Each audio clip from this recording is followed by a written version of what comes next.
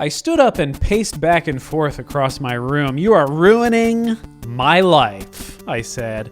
"I want you to leave. I want you to get out of my house and never come back." Silence. "Do you hear me?" More silence. "I know you're here, Brent. Answer me. You have a stupid-ass name."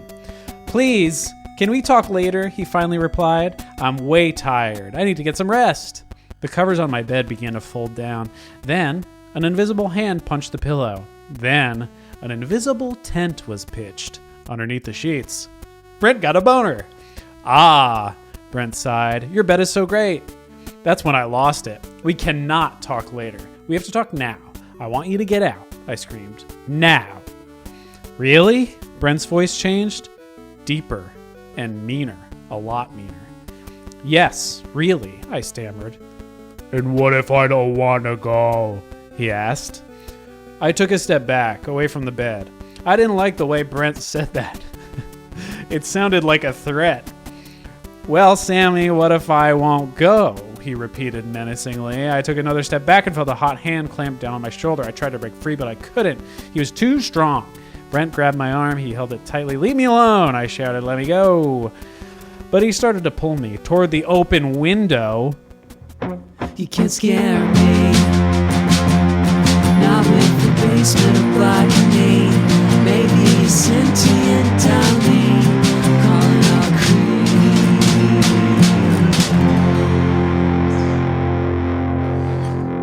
Boo-doots! Welcome to Calling All Creeps. The last time I checked, it was an episode about Goosebumps. Did I? Look, I already messed it up. I said episode about Goosebumps.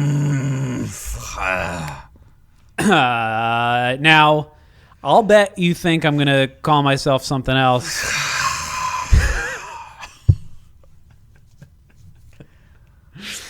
But I'm not. My name's Matt. I'm here with Dave. I think Dave is doing a... This book is so boring. I'm so bored. I'm already bored. Now, those are sighs of exhaustion, right? I'm so bored. You're not experiencing a release of any kind. No.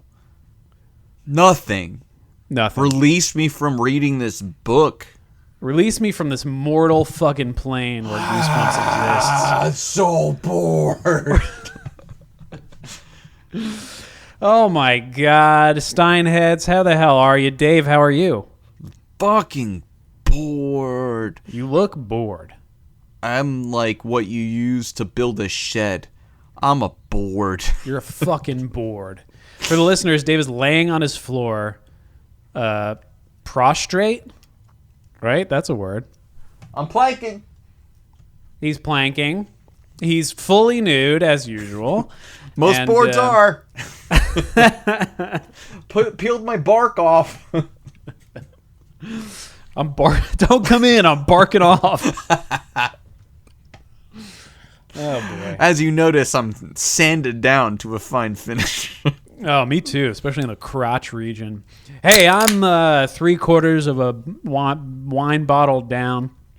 As you heard, I just popped another beer because... You popped another beer. I'm so bored. Why not make fun out of it? You're here for the beer. And we're here for the Goosebumps. So, I don't know. I guess we should just talk about the book. I have nothing to bullshit about. This is our first episode in a month and a half without a guest. That's right. It's just us. Worse for it. And also, like, normally we would start and be like, "Hey, how's your mother? Hey, motherfucker." Ooh, we do that a lot. And, like, make jokes and shit. But, like, yeah. We started and we were like, "How's your life?" "Oh, my, yeah, how are you?" And we had, like, a nice, authentic, nice conversation off mic. Off mic. So, like, we talked about all the dumb shit that happened. That could have been a fun thing in the beginning that would take too long, but, like, you missed it. Mm-hmm. We talked about how I earlier before recording sneezed flaming hot Cheetos, and now I blow my nose pink. That's right. Mm-hmm. Yes. And you talked about how you've been measuring your wiener on the door on the molding of the door, and it grew 3 inches. Yeah. So now it's 3.5, which is, I mean, Still for me, impressive. that's pretty good. I imagine that's where it'll stay. And for the listeners, just so you get a perspective of what I look like and who I am, I'm 7'6". I weigh 150 pounds. My name is Paul White. That's a joke. Well, for then the I'd people who weigh way understand more. that. Yeah. Yeah. Paul White is the Big Show, who we love. We love him. WWE wrestler, the Big Show. AEW commentator, the Big Show now, excuse me. Oh, ooh la la. Yeah, career change for our big friend, the Big Good. Show, Paulison White. You can't be 50 years old, weigh 400 pounds, and be 7 foot whatever, and like run around on your knees and shit. Yeah. It's just not good. I like carried furniture today for work, and my knees were barking. Yeah. And he has to like carry his whole body, like let alone like how sometimes you'll see people CrossFit and they'll like hold their arms out in front of them with a stick, and they'll like roll the stick to carry like a fucking cinder block or something out in front of them off a rope. No. Oh, well, people do that. They like put their hands out and they'll have like a rope with a weight on it, and they gotta like reel it up. That's his hips CrossFit every day, because his dick is basically just like a rope with like a fucking cinder block at the end. Gotta say, yeah, I've thought about his hog a lot. I'm just wondering what's going on down there. How do you think you got to 3.5 inches, my friend? That's right, my friend. Yeah, we'll post my little check marks on the molding to the gram. He only uses inky pens. I use inky gel pens. I use a Milky Dr. pens, Grip. excuse me. I use a Milky pen and a Dr. Grip, and I will not trade you anything for my Dr. Grip. It's mine. This book is called My Best Friend is Invisible. It's book 57. You know what I thought when I was reading this book? I thought about the Fall Out Boy song, Invincible. Is that what the song? Where it's like, Invincible.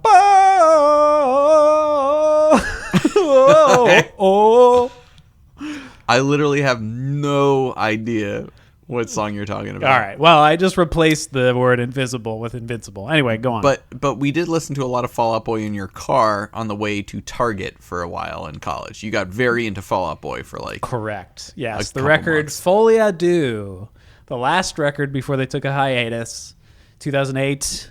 It was a good time. Good time. Good. I stand by that band. I think they're bad now. A lot of people think they've always been bad. I disagree. If you want to fight me, don't. Please be nice to me. And, we could talk about music. That's fine. Talk about music. But now we have to talk about literature. Just kidding. We're talking about this book. This book is on fire. I've read more exciting greeting cards than this book. I mean, some greeting cards are pretty good. Yeah, but usually you don't fall asleep. Let's see, what's the counter? 4 separate times reading a book, which is what happened to me. That's right. On the contrary, last night, as I told you pre-show, I took an edible and I read it all in one shot, and we're going to see if I remember any of it. Actually, you're safe. This goes to all the people that the Big Show has slept with. As you said, pre-show doesn't contain sperm. So. Paul White, it's just his, That's right. He has a wide load. wide load. Wide load, His baby. pants. So this is book number 57, meaning we have 5 fucking books left. But the hardest part is getting through this one to make it 4. This book came out in July of 1997. The song was Still I'll Be Missing You by the Puff Daddies. Sure. And the movies, though, is the first PG-13 movie that I saw in theaters. Okay. With my cousin Nick. We saw Men in Black. Hell fucking yeah. Yeah. I remember seeing that in theaters twice. I was very excited. And, I remember my friend's mom took us to see it once. And Then we actually ended up dropping off my friend at the movies, and then she and I got married. And we're still married. That's awesome. Yeah, thank you. That's so nice. I remember from this movie, and this is something that I always wanted to like say and put on social media, but it's very inappropriate and bad. Oh, well, don't say it on this podcast. Well, continuing on what's been happening recently. As you know, police have been not great. And as I saw different protesters with their hands up, maybe on their hands and knees, peacefully protesting, getting tear gas shot into their face, I remind you that NYPD doesn't stand for protect and serve. According to Will Smith, it stands for knock your punk ass down. I love that. Thank you for bringing that up. Yes. Yeah. So it's just like, if you're going to protest about things, just remember that Will Smith explained it way earlier. Yeah. What else do you need? Hey, can I do my famous Tony Shalhoub impression? Yeah, but first I want to say that in no way am I in favor of the police abusing people and their rights and things like that. Because I realized, even though I was using Will Smith's words, great individual, I saw him cry recently. Great individual. Very sad. But wait, why did he cry? Because of his him and wife Jada? loves fucking other people, I guess. Right. Yeah. Sorry, I had a long burp. I had a long burp coming out, and I couldn't speak. You hit it well. I didn't know. Well, the late 90s... it was one of those where I'm like... As you were saying, I feel like pre 9/11, like anything went, right? So you could say, I'm NYPD, and I'm going to beat your ass. And everyone was like, yeah, that's fine. He had a cool police department outfit, which was like a dog tag chain with like his badge on it, and he like jumped off bridges just so he could like punch the shit out of someone. Yeah, that was also his Independence Day outfit. I feel like it was like a tank top and dog tags. Yeah.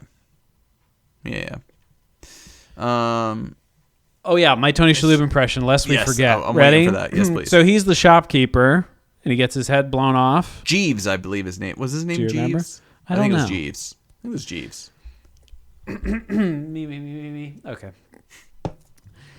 Do you have any idea how much that stings? Yeah. Men in Black, baby. It was worth it. Men in Black. That was worth it. Yeah. Here's my impression of Edgar. And he yes, goes, please. Sugar. In water. I love his wife. How she's like, it's like he's wearing an Edgar suit. Like she's like so into TV. Yeah. It's crazy though that the MIB didn't decide to investigate Will Smith for all of, like the fucking police brutality did when he was like fucking jumping off bridges and like drop kicking people and shit, and they were like, he's a loose cannon, what am I gonna do? He's just killing people. He's and our they're like, best oh man, cop. and then they basically just make him like a special agent for ICE, except like also includes other planets. We got any other movies there? Air Force One. We got Air Force One. Okay. Finally, after I thought it was last week, and Yeah. it's great that he's we got Han Solo, and he's like, get off my plane. Yep. Yeah, I remember that was a movie my parents rented, and I wasn't allowed to be in the room, which is kind of fucked up because it's like that's not going to have any like boobs or anything in it. It's just like Harrison Ford punching somebody awkwardly. Yeah, I don't think there are. I don't know how you would even fit boobs into that movie. Yeah, I mean, it's you like can't.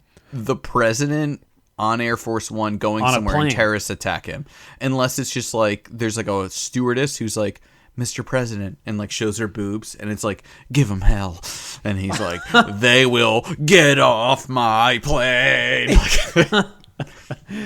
Yeah, it's not. Maybe if it's like how high or something, right? Wasn't that set on a plane? No, it wasn't. We gotta cut all I this think you're out. talking about Soul Plane Soul Plane. and like Snoop Dogg's on it. Yeah, He yeah. was in that. Yeah. We We got could there. just cut. We could just let's just start this episode over. There's nothing of note in this episode so far. Nothing. Well, this book's nothing.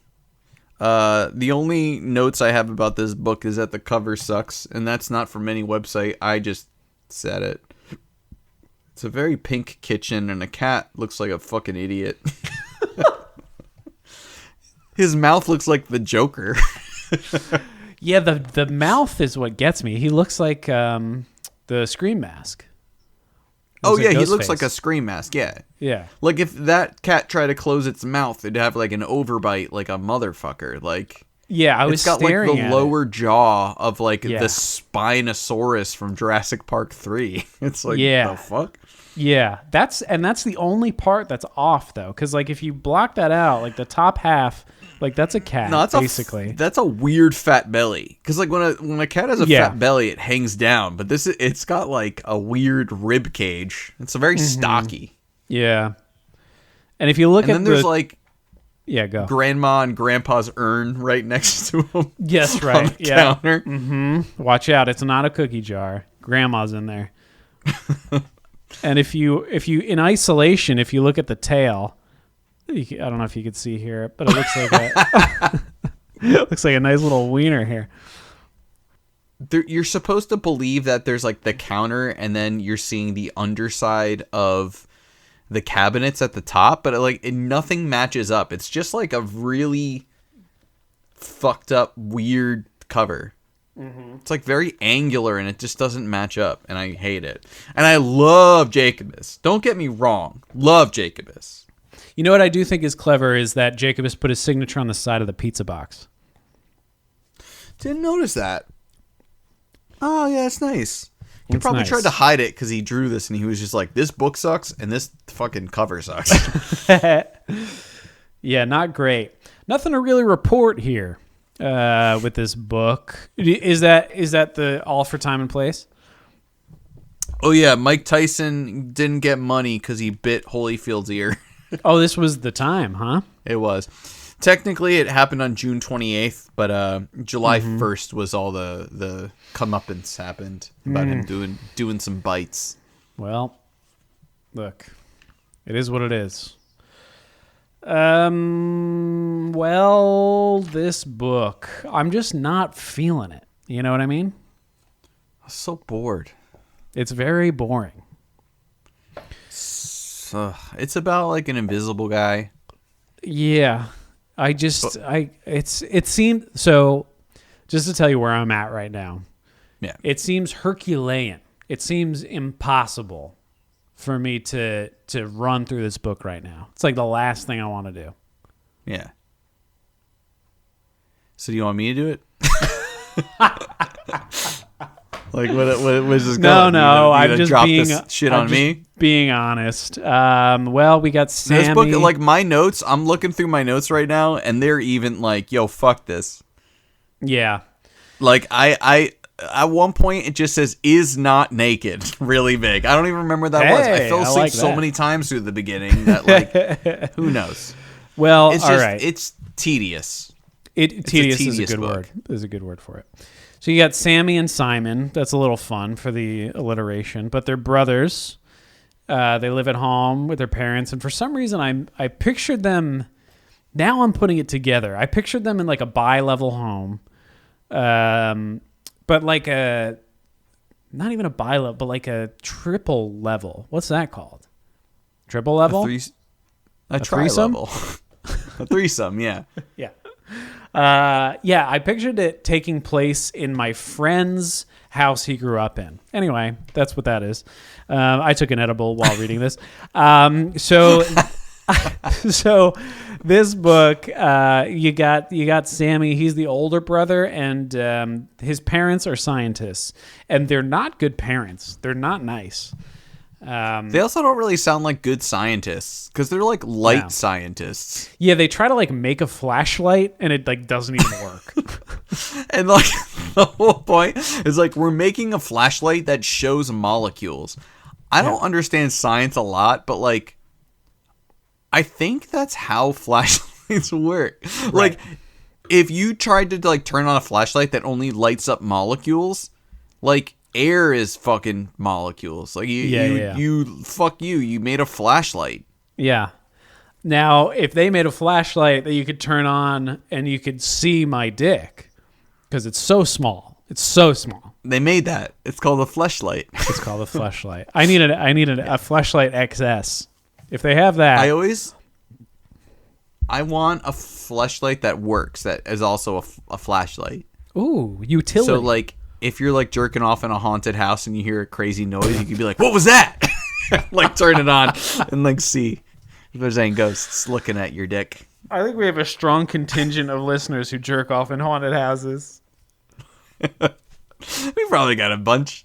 Yeah. And it would be fun because you could make like little ads of like Shaggy like jerking off, like a Scooby-Doo kind of thing. Because it's kind of like you're like, whoa, what was that? Yeah, so his parents make a fleshlight, and that's already been invented, so they get sad. You're gonna say our internet just cut out. Yes, and so that was a perfect time to refill the old drink. Did I? It looks like I already drank it. Are you serious already? I just feel like it's not enough. Like what was I doing out there? I did a modest pour. I think this episode, the whole theme is going to be we're having way more fun than you are. Yeah, you missed the part where I was crying, laughing on the toilet with Dave. He made his head a poop.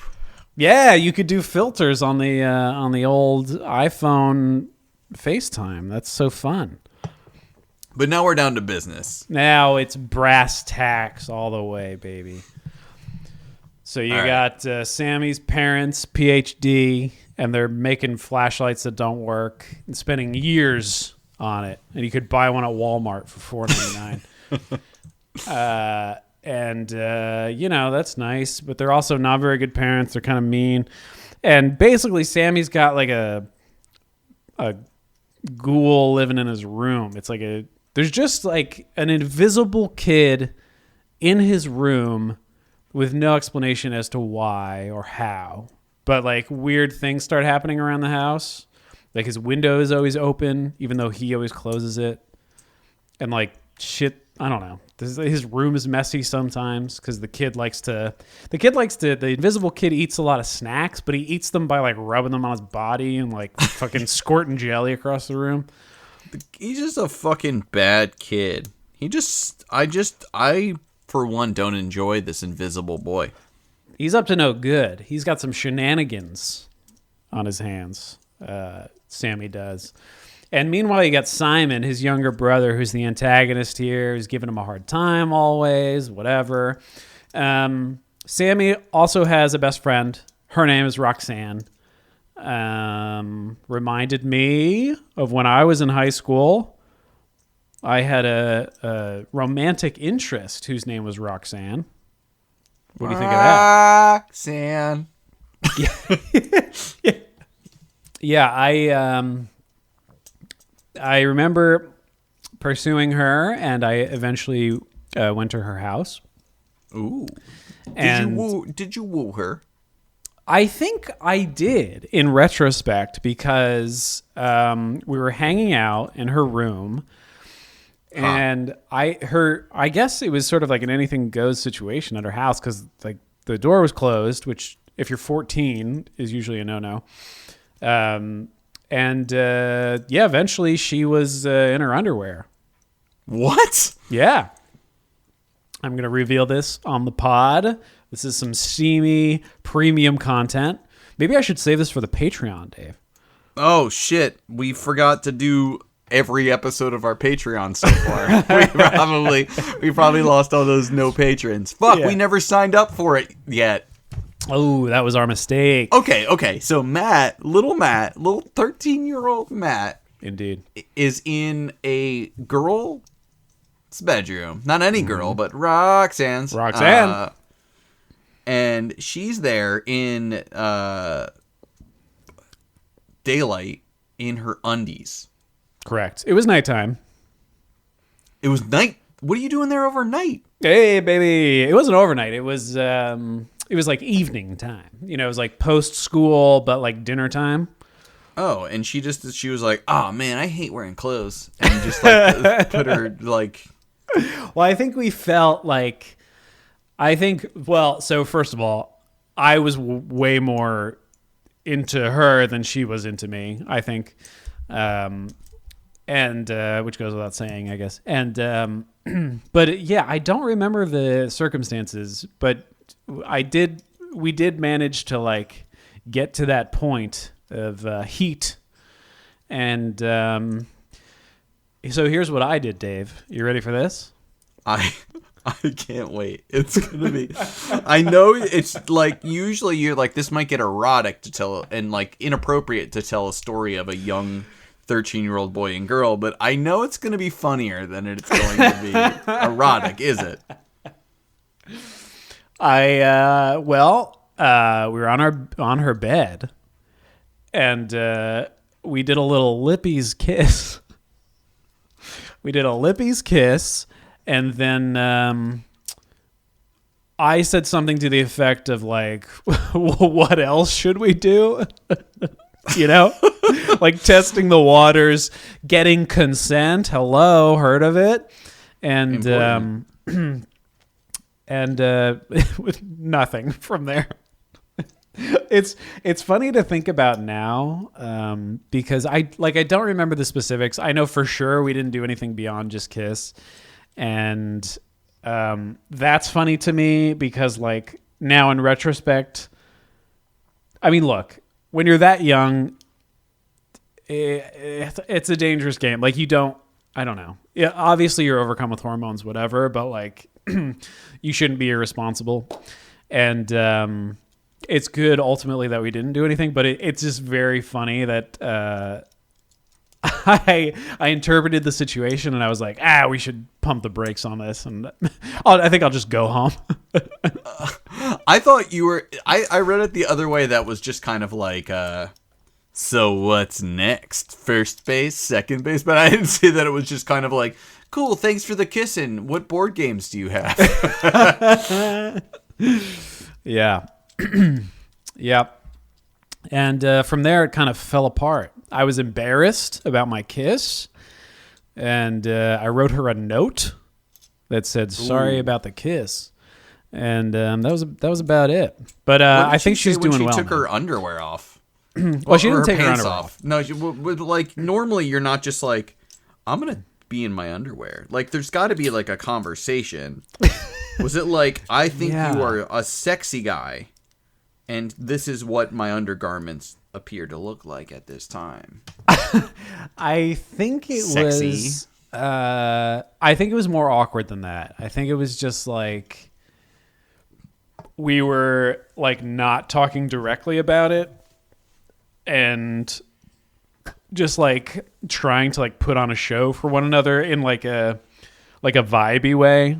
I don't know. I think she just like we were talking and she like did that as like a cue for something. That's my sense memory. But again, I don't quite remember because it was 20 years ago. 20 years. She was like, "Oh, I spilled all of these 3D Doritos and Dunkaroos all over my clothes." Oh my Pepsi Blue seems to have spilled upon my lap. Look at my lingerie. I recently picked it up from The Limited 2. The funny thing about this too is I was for sure wearing a hoodie from JCPenney that I like safety pinned an Operation Ivy patch to. 100%. That was my outfit. Love it. Love it. I'm about to get in my underwear. Dude. Just thinking about that. Dude, what can I say, dude? Yeah, so we're at like the 34-minute part of this. Yeah, but so also, Roxanne. Who knows what's going to be. We've talked so much shit this episode, and none of it None of it's. None of it's worthwhile content. God, I hate this book. Look, you get what you pay for. This is a free podcast. You see how much this book costs for the person? Where is it? Hey, look at that. What does that say? Mr. Mike's used books? It says Mr. Mike's used books. Somebody bought this for $1.99. That's a bargain because on the back of my book it says $3.99. Is it? How much would you pay? How much would you pay for this book now? Well, now I don't know. At the time, certainly I paid $4 for this, or my mom did. I think I paid $9 to own this book right now. Really? Because I had to. The final 10 cost me like $90. Right. That's right. I remember that. Yeah. Recently on, you ever go to shopgoodwill.com? I think I sent you a link for. It's just Goodwill, like across the U.S. And so without going physically into the store, a lot of Goodwill stores upload their inventory or some of their inventory online, and you can just bid like eBay, but the prices are lower because it's for profit, but it's fucking Goodwill. So, by the way, if you heard a weird noise, I just found the pop filter that my cats hey, stole. Look at that. Now I can say my plosives. Ooh, I love that P. Give me that P, Dave. Something I say often. Listen, Roxanne, I'm not giving you that P. Yeah, year 2000 Matt is not giving you the P. And recently they had a lot of books that included Monster Blood 4. Really? The OG, Dave. Which, for those who don't know, Monster Blood 4 is very difficult to get for a normal person's price. Like, you can go on eBay and pay like $50 for it, but it's like a paperback children's book. So, not to say I don't want it, because I do. I mean, I have a copy, but you it's have like, it, yeah. Yeah, but it's like kind of fucked up. So, how's it kind of fucked up? it's just like not in the best condition, you know. Oh yeah, you got to get a good dish. A good dish, but yeah. I think mine's fake too. Is it? Yeah, I read that apparently like a lot of fake ones come out of India. Weirdly enough, That's so specific. it's very specific. That's why I'm pretty sure, because I realized mine shipped from India and just seems Yeah. a little off. Yeah, like yeah. the embossed goosebumps on the front, like the print doesn't match up to it. Oh, that's right. Yeah. So I think it's fake, but at this point, as long as we can read it and fulfill our dreams of reading every single Goosebumps book, I'm fine. As long as the story's in there. Yeah. But yeah, that lot, because it had, it's just funny to me because I think of like whoever is uploading this is like whatever, an employee of Goodwill, and they're just like, I have this shit in the store. Do you want it, internet? And it just so happened that Monster Blood 4 is part of that. And the bids went fucking wild. Like the last time I checked it, it was $50. And $50 on shopgoodwill.com is a lot. And that was with like a day left. So I'm sure it went like crazy. Yeah. And it also had like, I mean, it had a ton of books and like doubles. It was like, do you want two? Be careful what you wish for, because you can have them. Because it's better than this book, even though they use the G word. That's true. They did, yeah. I was thinking last night, I think it was last night, I was going to sleep and I was thinking of like that initial canon of this series. Now, in retrospect, I think we complained about some of the books, but in retrospect, what a joy. Yeah.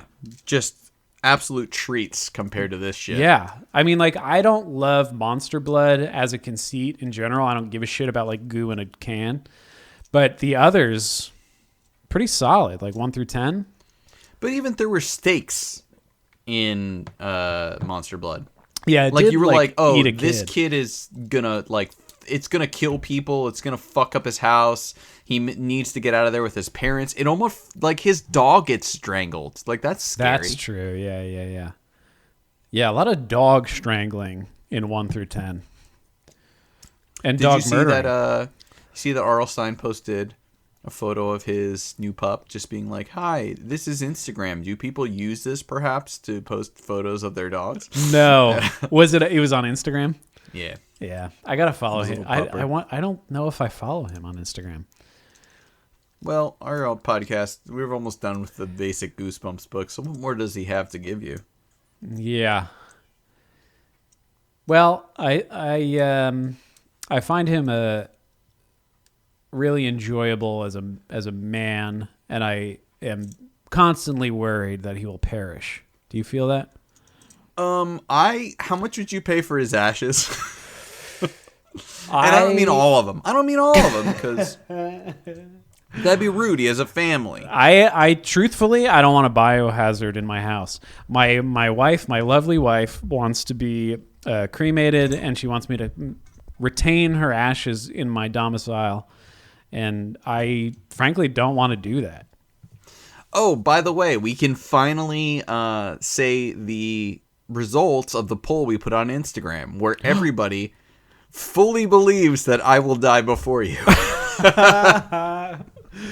Well, guess what? I don't remember the final poll results, but it's at least it's at least more than 75% of people believe that I will die before you. And also know. thinking about between you and your wife, producer Chib, I'm gonna say I don't think you even have to worry anymore because I think you're going before producer Chib. I think producer so as well. Chib is gonna outlive all of us. I think she so may too. even be the one who slays me.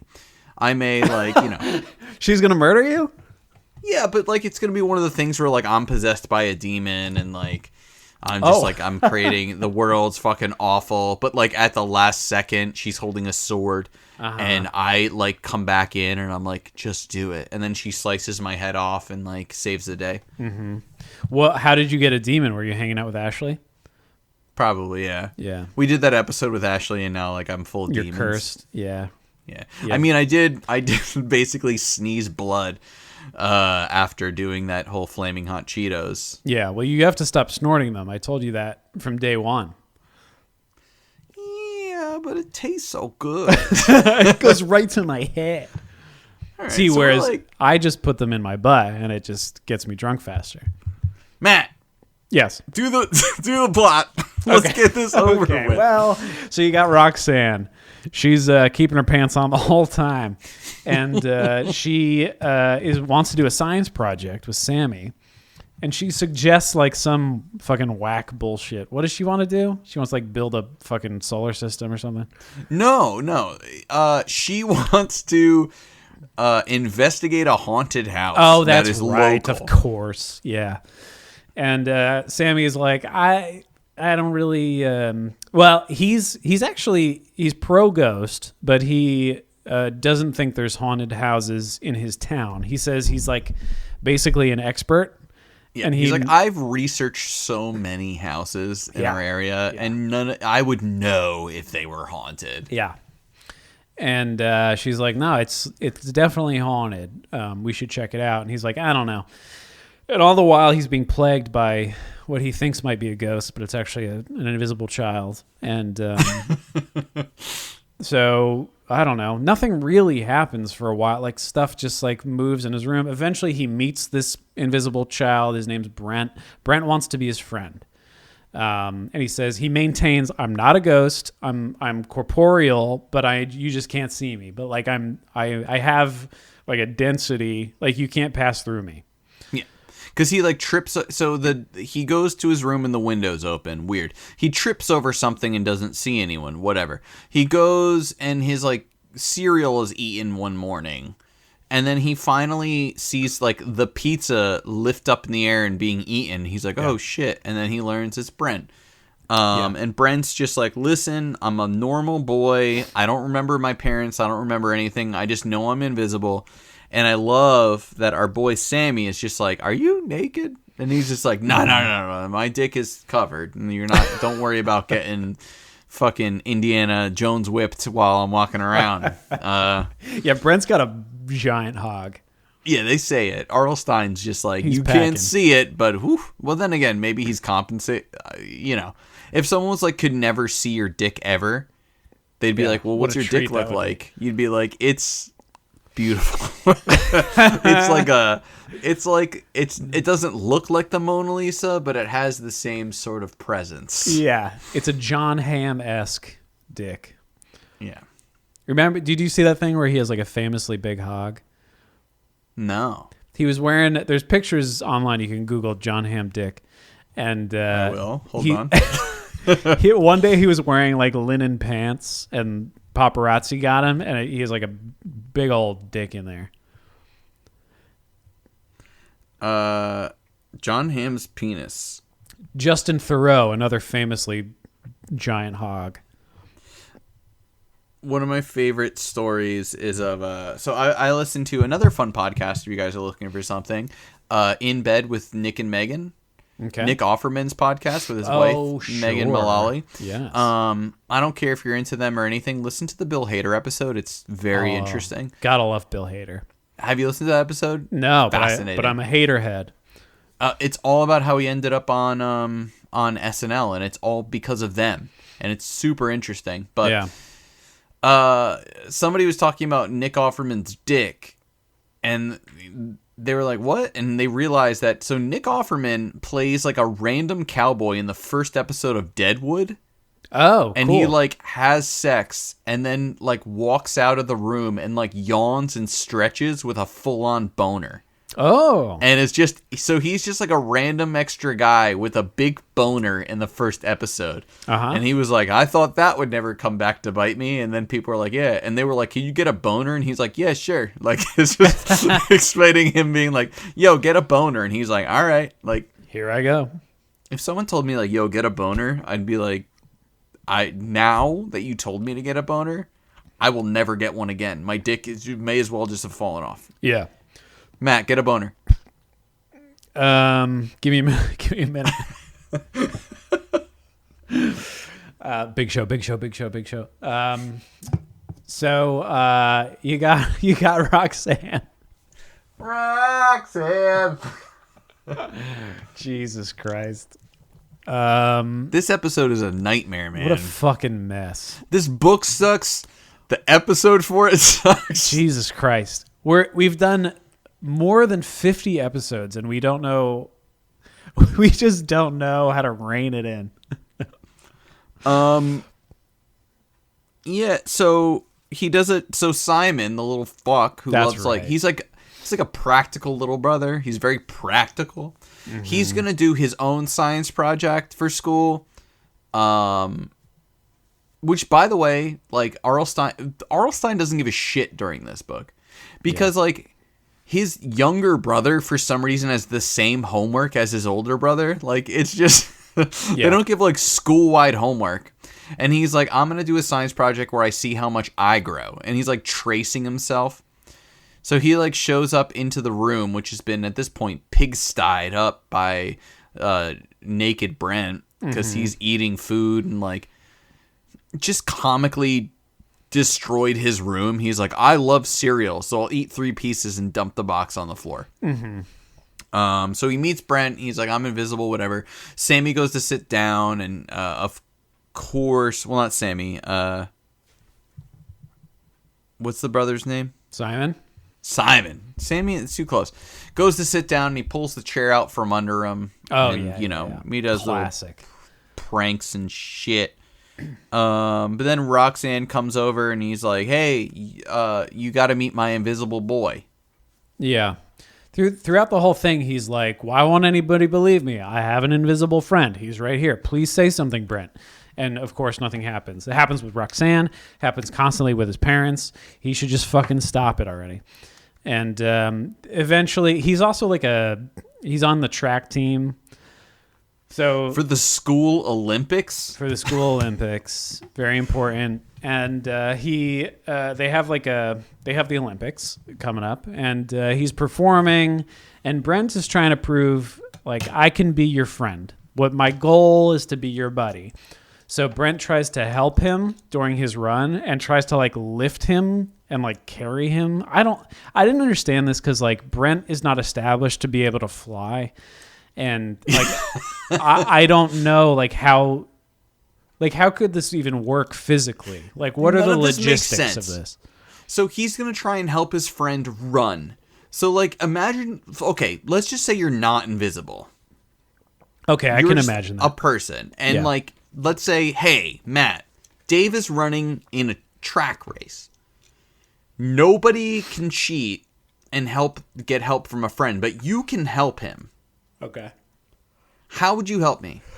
I would cheer for you.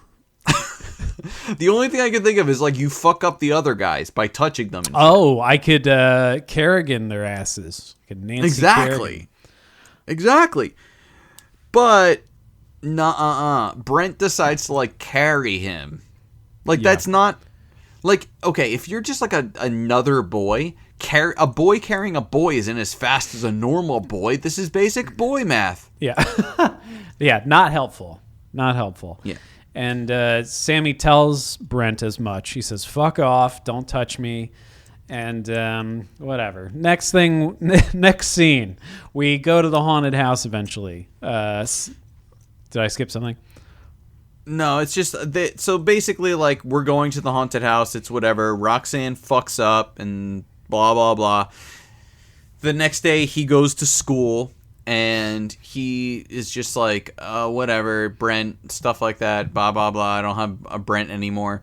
And all of a sudden he sees all the kids in school talking to their invisible friends. And he's like, shit, everybody must know Brent. But then Roxanne's like, gotcha, you fuck. I told everybody about your invisible friend, and now we're all making you look like an idiot. He goes into class with math class that Roxanne usually helps him out with. And she's like, he gets called up to the board, and even the teacher fucking dogs on him. Oh, I hated that. And just like, why don't you have your invisible friend do it? Sorry, it was so funny. So he gets super upset and runs away. He goes to the library where he's eating food. Well, he's not, because Brent's there and takes the food out of his bag to eat his sandwich because Brent's just so hungry. And the librarian comes, and apparently he's like, the librarian, all she does is yell at everyone. But she's just like, Brent, this isn't like you to be talking in the library, because he's talking to Brent. And also eating in the library, because Brent's eating. It's like, he expects to get yelled at, but the librarian's like, is everything okay? Like, you're talking to yourself, you're breaking rules. That's not like you. I'm always here for you if you need anything. And he's just like, great, now she thinks I'm crazy. And he goes to the I think like the guidance counselor calls him in, and he's just like, nah, I'm fine. And then he runs the race, and Brent fucks it up by trying to lift it. Like we said, boy math. Yes. But then they go to a haunted house that has a really dope legend that I was going to read, but I'll just read that in my good, because it's the only good part of this fucking book. Yeah. And yeah, if you want to go on, Brent just pretends to be the ghost for their science project. Yeah. Brent does a bunch of shit and like almost kills Roxanne and doesn't know why that's a problem. And he acts as the ghost in this haunted house so that they have something to like put in their report. And then when Brent finds out later, he's like, oh, that's not funny because you almost killed Roxanne and me. And like if you were like, be a ghost, you would just have to like lift a chair and go, woo. Yeah. He's just like, yeah, I just tried to smother your friend with a pillow. Like literally. He tries to smother her with a pillow. It's and like really wraps blankets around their faces and shit. Yeah, he's like trying to waterboard them. It's fucked. It is fucked. And yeah, I mean, so back at their house, back at Sammy's house, he has this confrontation. He's like, I don't want to fucking be friends with you. And eventually it gets to a point where Sammy's parents are like, look, you have an issue. You keep talking about your fucking invisible friend who's doing a bunch of shit around the house and whatever. Like, you should see somebody. You should seek professional help. We've arranged for you to speak with someone. And it's framed in a way, it turns this corner where it's framed in a way where it's like, we're going to take you away now. You're not going to see anybody for a while. You're going to go to a home where people can care for you. And that I thought was like a dark, more realistic almost turn for RL. And I was like, this is the first time that this is getting legitimately compelling and scary, because RL has established this world where like this invisible person is real, and yet you're being penalized for it, or you are really crazy, and we've just been relying on you as a narrator, and it's not truthful. And Which would have been a good ending. yeah. But he's on his way out, and Sammy's on his way out with his parents, and he ends up going back in because he's like, as a last ditch effort, he says like, "Hey, you have a special flashlight that can see molecules, whatever.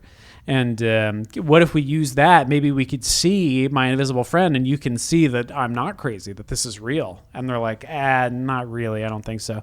He doesn't give him a choice. He goes back in, gets the flashlight, goes up to the room, turns it on. His parents are there. It works. It fucking works. And there, standing in the closet, is Brent, a normal boy, and clothed. And his parents say, "Oh my God," or Simon says, "Oh my God, he's so ugly." And Sammy's like, "Yeah, he looks like fucking shit." And his parents say like, "Oh, I'm blind from how fucking ugly he is." And it turns out that this whole time, Sammy, Simon, and his parents, it's this world in which they are aliens, and Brent is a human species, and which is totally foreign. And in Sammy's world, all creatures have like 9 heads and tentacles and 3 dicks, and They say that in there. They talk about all their dicks. His mom's like, "I have 9 pussies." One's for one. One's for pissing. That's right. Yeah, one's just for party. Don't suck that. That's my pissing dick. That's my pissing hose. That's what he says. And so he's a human the whole time. And then Sammy says, "Can I keep my little pet human?" And his dad says, like, "No, I have to bring him to the basement and put him out of his misery." Yeah. And that's the whole book. Yep. Yeah. Yep. Yeah, that's it. That's it. Yep. It sucked. It just, everything about this sucked. Even at the end, it didn't even, like, there were no hints laid along the way. It just seems like he knew. He was like, "I'll just make the fucking flashlight make him look fucked up." But, like, I don't know how yet. Because one of the things about the ghost is that, like, the ghost wore, like, old-timey people clothes. Like, 1800s young pauper boy clothes. Yeah. And he was missing an arm. It was a big deal that he was missing an arm. Oh, yeah, that's right. But then at the end, it was like, why does he only have 2 arms? Like, why would people be like, he's missing an arm? He doesn't have 16. Like, it's just, I don't know. So much It makes of no fucking sense. The so whole haunted house angle was a distraction. It was meant to be misdirection, but it was fucking nothing. But also, it'd be like you're reading a tedious, dumb story about a kid who's like, "I want to be your best friend." It's like, I don't know how the fuck you got in my room. Why are you here? There's no explanation. And they never address it. And then meanwhile, she's just like, Roxanne shows up, and she's just like, "Yeah, we kissed. Matt made it weird." And then, like, we got to do our haunted house project. Uh-huh. Yeah. It's fucking wild, though. Yay. Dave, what is your good? All right. On page 42, he's like, "Yeah, I'm just an invisible boy, and I've been invisible forever." And then immediately, this is like RLS finally understanding real people life. He's just like, "Are you wearing clothes?" Like, because, like, when I read it, I was like, "So is this boy naked?" Like, and that's the first thing the character reads, like, or says, and I was appreciative. On page 55, Sammy is on his way to school on the bus, and he's just like, "I've read enough sci-fi books. This kid is, like, he's invisible, and he's hanging out with me. So what does he want? Is he here for my blood? Does he, like, what's the twist?" He's trying to figure out the twist ending as a character in an R.L. Stine book, and he's like, if he can't be seen, he probably wants my body. That's probably it. He probably wants to take over my body. I had that as well. It was super interesting, but, like, it didn't even pay off. Like, if he did like a Cabin in the Woods type meta book, it would have been way more fun, but he just was lazy. Just his character was just like, hey, are you being fucking lazy? And he was just like, I don't know, and just it sucked. I want to say in chapter 15, the librarian sees that he's breaking the rules, and instead of yelling at him, actually is super sweet and supportive, and basically says, listen, there are people here that help kids, like the counselors, but if you're ever upset or something's there, I'm always here for you, and don't ever think that. Working in a school, like, this is just like an authentic, good person working in a school and helping kids, and I thought that was extremely sweet and authentic. Even if R.L. Stine was meant to be like, now the librarian thinks I'm crazy. Like, he did a good job putting like actual heart and thought into a person and building a character that's only there for like 3 seconds. Yeah. And then I loved the haunted house story. Yeah. You want to give us a little bit of that? I would love to. I was going to read it in the plot description, but like the plot sucks. So let's see. There have been many stories about the horrors of Hedge House, she started, but the true horror began when the Stilson family moved into town. They moved into Hedge House. No one had lived there in years because everyone knew the house was haunted. Tall, dark hedges grew around the house, enclosing it, sealing it off from curious eyes. People would often walk around naked, their hogs hanging, drooping, glorious hogs. Their underwear not worn, boobs perky, nipples showing. Horny? Yes. Jerking off? You bet. Every year, the hedges grew taller and darker until they turned the color of shit at night and shaded the highest windows so people couldn't see their crazy assholes. The local people knew why the hedges grew that way. It's the will of the ghost, they'd say, to keep the house chilly and dark, as cold and icy as my own butthole. Everyone knew that everyone but the Stilson, yeah. And then they talk about how, like, there's a family that went there, and they were like, Jeffrey, the ghost would moan, Jeffrey, I've been waiting for you. Each night, Jeffrey woke up shaking, frightened. He stared hard into the darkness and of his room, searching for the man behind the voice, but no one was ever there. He told his parents about the nightly visits, told them again and again, but they didn't believe him. Jeffrey, I've been waiting for you, the ghost voice returned one chilly evening. I need you. Horny. That's very horny. And that's like a horny part. But what do you want? Jeffrey cried out. Tell me what you want. When I was reading that, I was like, that's pretty hot. When it's just like, dude. Jeffrey, I need you. But like, no one's like sexy in a, like, if your name is Jeffrey and you have my fiance calls me Jeffrey, like, just go by like Jeff. Like, just be, because like Jeffrey like understands like Jeffrey gets a good deal on a pork shoulder at Costco, but Jeff fucks. To be fair, everyone gets a good deal on a pork shoulder at Costco, all right, Dave? Yeah, but Jeffrey really, like, leans into it. He haggles. But, like, Jeff, I don't care what you're doing, Jeff. You're, like, because Jeffrey isn't squeezing titties and sucking dicks. Jeff, though... Don't care your orientation. Yeah. Jeff, squeezing every titty, sucking every dick. That's Pussy, right. Loves them. Dicks, sucks them, fucks them. Jeff is the name of someone who loves to do all sort of sexual things to genitals. And let me get back to the book. Come with me, Jeffrey. See? The ghost moaned. See? Come and moan. Come with me to learn the secret of this awful house. And then it was like a ghost, and he was dressed like a little, like, pauper boy, and he was missing an arm. And then she's like, I didn't read the rest of the book, but that's the story. So, like, if that was a book, more exciting than this book. That's all my good. Dave, I think this is a good point to take a break. We'll be right back.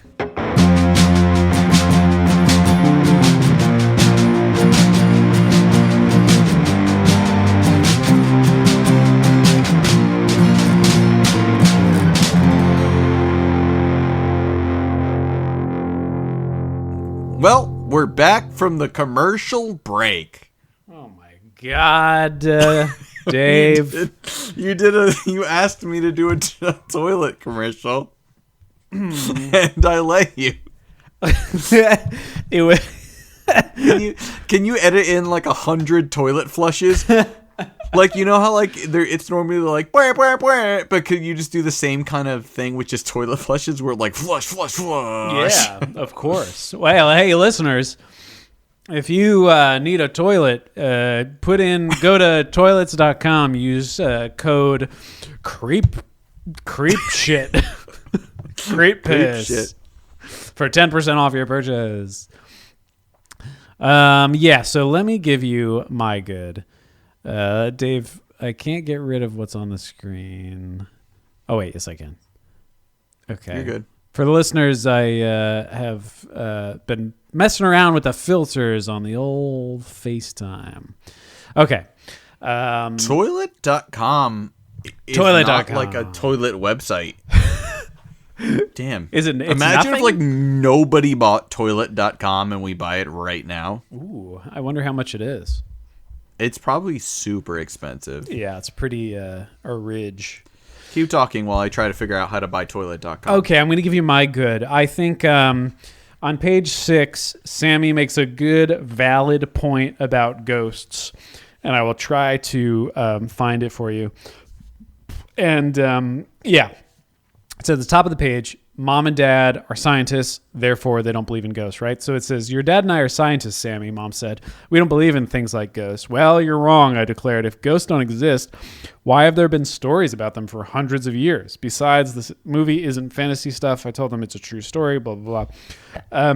I just think he's very pragmatic. And I think he's, I would make the same point about ghosts. I don't know. Page 55, same as you. I thought this was a smart point that Sammy made the first time in Goosebumps history, where he's like, all right, there's an invisible kid in my room, wants to be my friend, probably wants my body or my brain and wants to possess me. So I'm going to like be aware of this moving forward. And he makes a point to just like think it through. And I think that's nice. Page 71, some shit happens.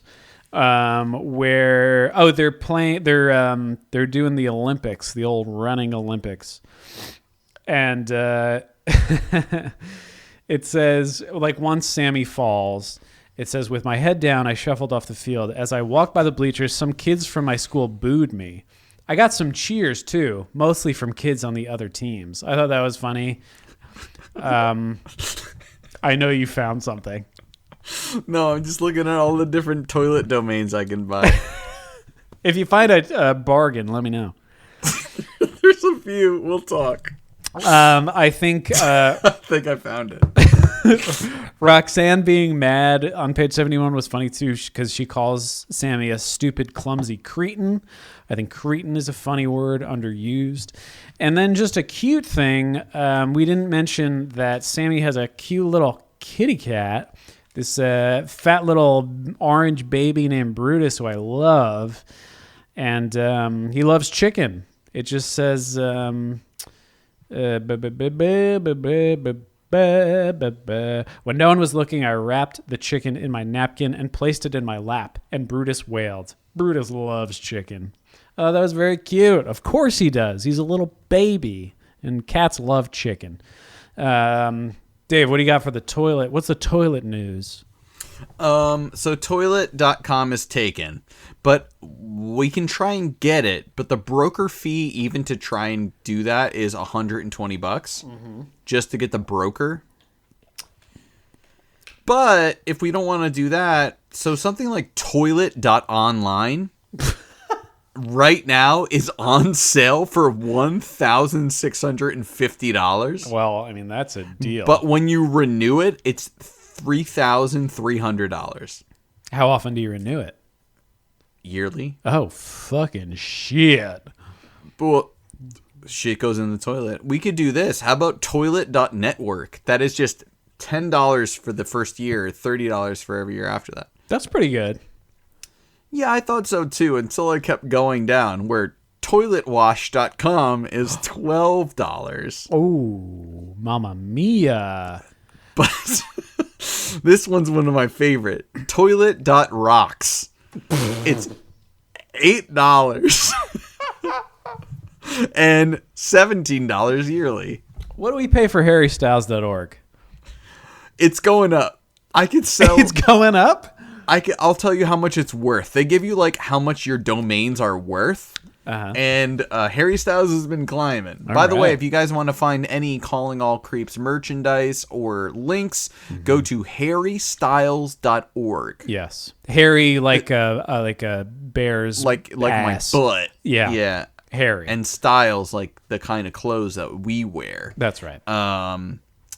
Toilet.blog is like $300. Toilet.love was one that I was excited about, but it's $40, and they don't. It's just $40 every year. They don't even give you a discount. You could do a dot anything, I guess, right? Well, they have certain ones, but this one is the cheapest and kind of funny.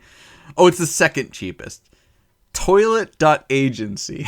Oh, okay, yeah. I would describe we can make our own Men in Black about toilets. Yeah, we're sort of a toilet agency. Mm-hmm. You and I, calling all creeps. The cheapest one. And I don't know how this would work or what you could use this for. Toilet.email. $40 for the first year, 30 years after that. Okay. Could you imagine being Matt at toilet.email? That's your email address? That would be lovely to me. Toilet.global is $100. Toilet.care is $9. Like that one's actually good. But all right, so what's your bad while I look up and see how much Harry Styles is worth? Yes, well, on page 3, Sammy's mom calls Sammy clumsy, which is mean, I think, because she says it in the context to Simon, who's younger and impressionable, and says, what did your clumsy brother do now, sort of a thing. And I think that's fucked up. And then the very next page, she trips over some spaghetti on the floor like a fucking idiot. So who's clumsy? Well, I think it's you, Mom. Your mom! Yeah, like a muscle man from that show. Regular show. Actually good. I haven't watched it in a long time.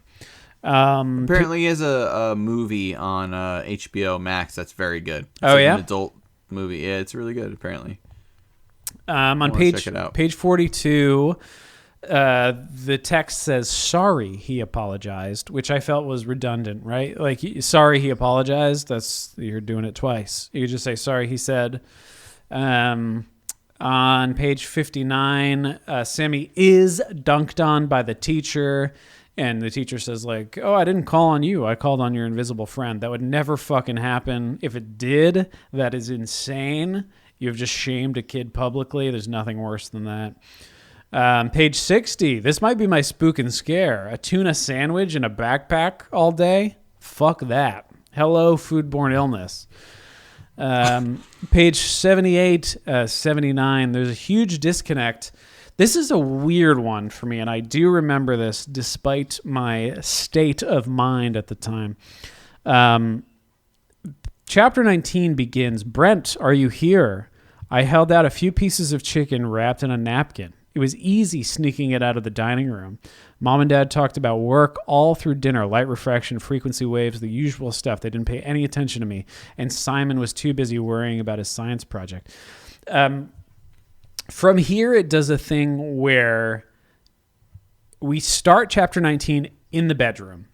Then we are back in the kitchen suddenly, but it is not recalling what happened. It is we are there, and then we're back in the bedroom. What happened here, clearly, is that RL forgot, to edit this in a way that made sense.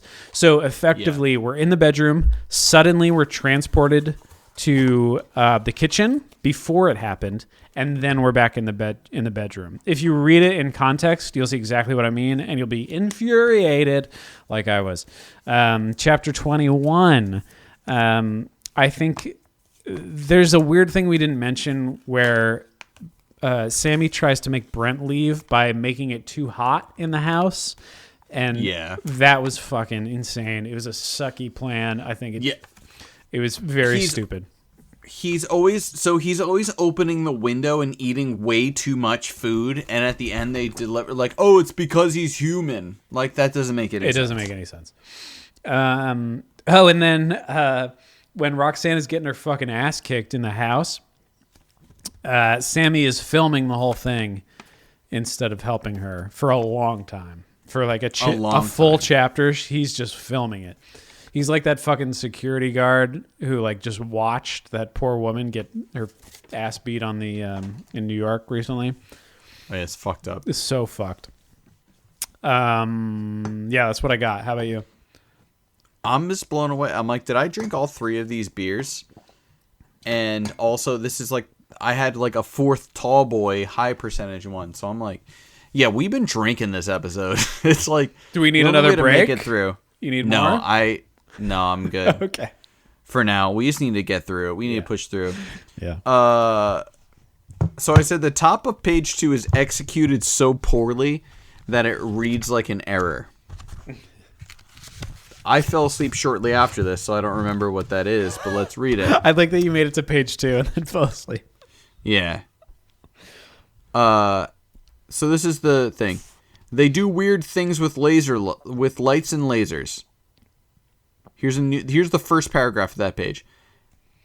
And they come home and talk about their work at dinner, and talk about their work, and talk about their work. My 10-year-old brother, like, it's supposed to be like, and then they come home and talk about their work, and then they talk about their work. Yeah. And then when they're home, they talk about their work, but it's like, just, it looks wrong. And then they come home and talk about this is the whole paragraph.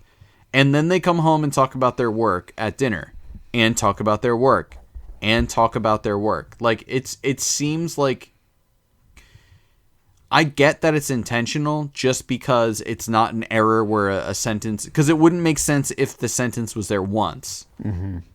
So it's just super poorly done, and fuck you. School spirit. At one point, they're going to go see a movie. Him and Roxanne, who's fully clothed in this. Matt, don't get too excited. They're going to go see a horror movie called School Spirit.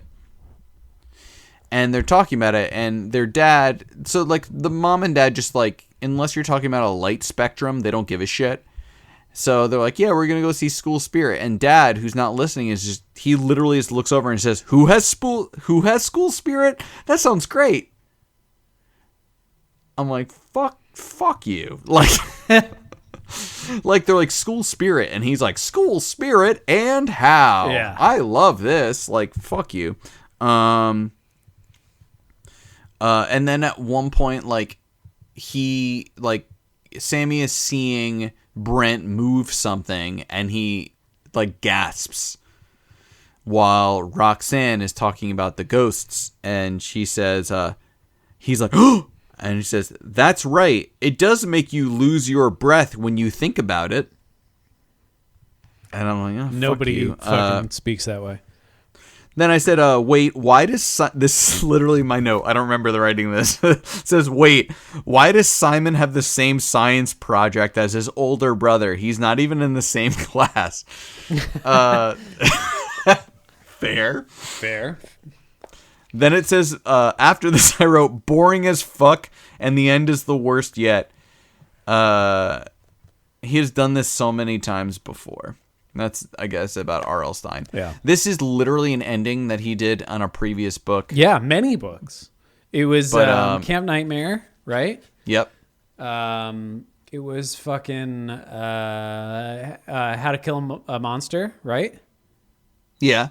Also, technically, the blob that ate everyone. How they were the blobs talking about the people. Right. Yep. Mm-hmm. It's just, and this has appeared many times. There's no foreshadowing. And the foreshadowing, too, like I'm saying about the little boy and he was missing an arm. And anytime they describe themselves, they don't... It's all people terms. So, apparently, I learned way too late because I didn't do the research and date and place until literally, like, 20 minutes before we recorded. There's an episode. Oh, la la. The episode goes in a little more. This is why I didn't put my research at the beginning, but it goes on that aliens took over Earth, and basically they are now an endangered species, humans. Okay. So to protect Brent, they made him invisible. But when they find him at the end, they put him in a zoo. But I don't know how you could have made an episode for this, because like the whole conceit of it is that the characters that we're talking about are like grotesque monsters this whole time.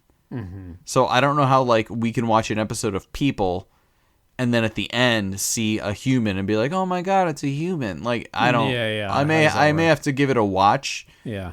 But I don't know. Seems weird. I agree. All right. So what's your top scare? Well, I'm gonna have to go with the tuna. I think that frightens me most of all. Bacterial growth. A room temp tuna sandwich. How about you? I have page 99. Before I could struggle free, the ghost jerked me back and forth. Aha. Back and forth. So hard I thought my neck would snap. Mm-hmm. I guess it's like if somebody like Roxanne was jerking my neck so hard that it broke. Yeah. I don't want that. That's frightening. I don't want my dick neck broken off. No, nor do I. I want to enjoy it from where I am. What is it called? Like the perineum? I think that's your taint, no? What the fuck's like there's like a thing for your dick, like the little like the dick neck. Sure. There's a name for your dick neck. Right, like beneath the head. Yeah. Maybe you're right. I don't know. Perineum. I'm gonna look up perineum. Okay. While you tell me your best dressed. I think I didn't write anything, but I think I got to go with Brutus. I think he's overlooked throughout our recap, and I think he's a beautiful little tabby. So I'm going to go with my boy Brutus. I think he's a cutie pie. I gotta go with the ghost. The ghost? Okay. It was the ghost of a young man from a time long ago. From a time long ago. Jeffrey could tell from the clothes it wore, short, baggy black pants that ended below the knee, black socks pulled up high to meet the pant cuffs, and black boots with a shiny silver buckle. Jeffrey stared at the ghost. He stared at the horror at its black shirt, at the right sleeve that hung loosely at the ghost's side, the sleeve with no arm inside. Nice. I love it.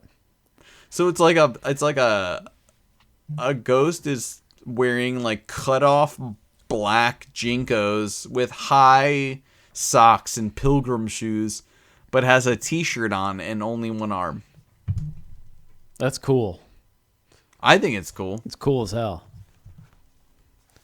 What's your alt? Iris by the Goo Goo Dolls. Oh. Because literally the chorus lyrics is Brent's whole deal.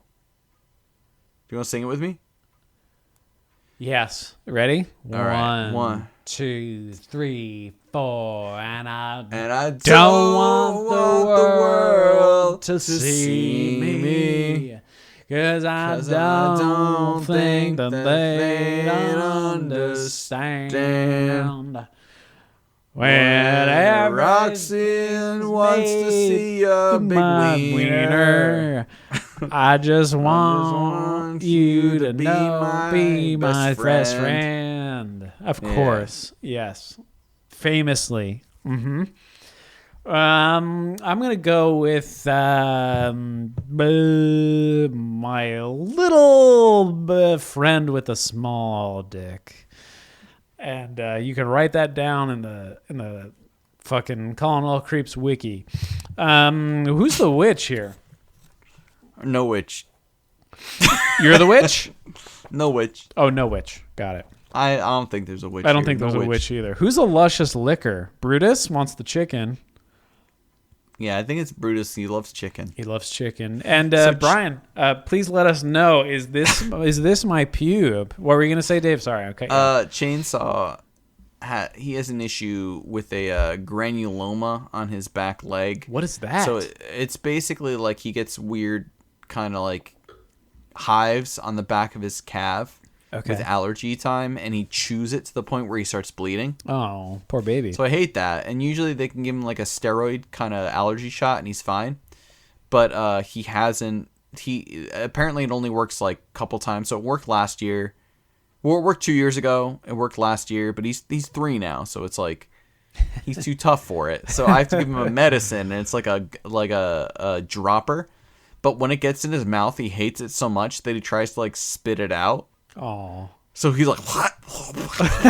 And so he becomes like the most luscious licker of cats. So Okay. when you say that to Brutus, I imagine that he hates it so much to the point where that we have to find a new way to trick him into like, Sarah, my girlfriend, needs to like trap him, and then I need to get him, and he goes like, "Rah!" Like he hates it, and I feel so bad, but he still comes and cuddles with me, so I know he loves There me. you go. Oh, Chainsaw, such a sweetie pie. Love Chainsaw. Um, We were gonna kill people off, but we may have to like do God an damn episode it. of just us killing people off. yeah, let's do that. Okay, well, that was a lovely episode, Dave. What do you think? I don't know. I got a stack of beers here, and I'm ready to drink more. I'm gonna go home. I'm home. Dude. I was like, let's make this a drunk one, and you were like, oh, I'm already drinking, and I think we did it. I'm going to go home. It's time to go home. Time to go home. Yeah. All right. Well, like we say every episode, goodbye, you beautiful little luscious liquors. Remember to Google fucking David Boreanaz's dick or whatever we said. And we'll see you next time, all right? Eat a dick. Fuck you. Bye. Goodbye.